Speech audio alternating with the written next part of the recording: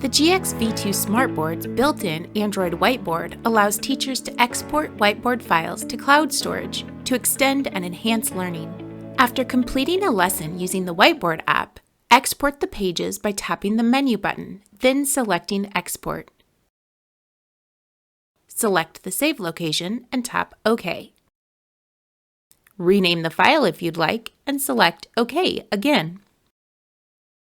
Use your exported files to engage students who were absent or need to review the lesson by uploading them to your LMS, emailing files, or reviewing them in class. Enhance your lesson by posting the exported files to your LMS with a follow-up assignment to extend student thinking. Using the export function on the GX-V2 Smartboard's Whiteboard app extends learning opportunities beyond the front of the classroom. To learn more about the features of your GX-V2 Smartboard, subscribe to our YouTube channel.